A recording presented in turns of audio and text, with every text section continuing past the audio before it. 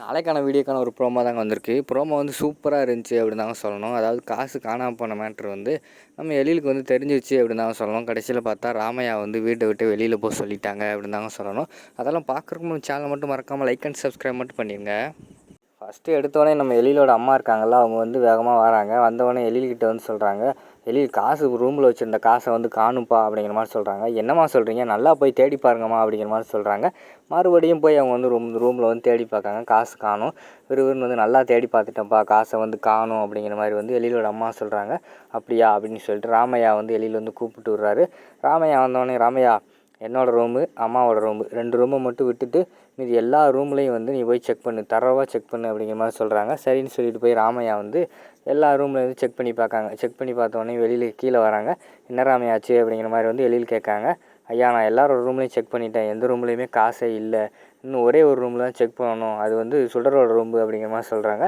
உடனே அது யோசிக்காமல் எழில் வந்து சொல்லிடுறாரு, அப்போனா சுடரோட ரூம்லேயும் போய் செக் பண்ணுங்க ராமையா அப்படிங்கிற மாதிரி சொல்லிடுறாரு. அப்போ வந்து மனம் வந்து சும்மா இருக்காமல், ராமையா நீங்கள் ஃபஸ்ட்டு செக் பண்ண வேண்டிய ரூமே சுடரோட ரூம் தான், போய் அதை போய் செக் பண்ணுங்கள், அங்கே செக் பண்ணியிருந்தால் இந்நேரம் காசு கிடச்சிருக்கும் அப்படிங்கிற மாதிரி சொல்கிறாங்க. சரின்னு சொல்லிவிட்டு அங்கே போய் சுடரோட ரூமில் வந்து நம்ம ராமையா வந்து செக் பண்ணி பார்க்காங்க. அங்கேயும் காசு கிடைக்கல. வந்து சொல்கிறாரு, ஐயா அங்கேயும் இல்லையா அப்படிங்கிற மாதிரி சொல்கிறாங்க. அங்கேயும் இல்லையா அப்படிங்கிற மாதிரி சொன்னோடனே மனோவுக்கு வந்து பயங்கரமான ஷாக் ஆயிடுது. ஏய் வேலைக்காரி கூப்பிட்டு, என்னடி காசை கொண்டு போய் சுடரோட ரூமில் வந்து வைக்க சொன்னேன், நீ என்னடானா என்ன பண்ணியிருக்க, அங்கே இல்லைன்னு சொல்கிறான் ராமையா அப்படிங்கிற மாதிரி சொன்னோன்னே, அம்மா ஒரு தப்பு நடந்துச்சுமா, நான் காசை சுடரோட ரூம்லேயே வைக்கலம்மா அப்படிங்கிற மாதிரி சொல்கிறாங்க.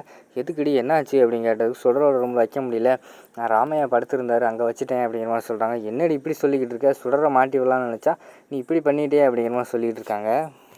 இதுக்கு அடுத்து வந்து என்ன நடந்துச்சு, ராமையா வந்து மாட்டிக்கிட்டாரு. ஆனால் ராமையா வந்து குழந்தையெல்லாம் காப்பாற்றின சீன் எல்லாம் வந்து இதுக்கு முன்னாடி ஆல்ரெடி ப்ரோமோவை போட்டிருந்த வீடியோலேயே நான் போட்டுட்டேன். பார்க்காதவங்க அதை போய் செக் பண்ணி பார்த்துக்கோங்க.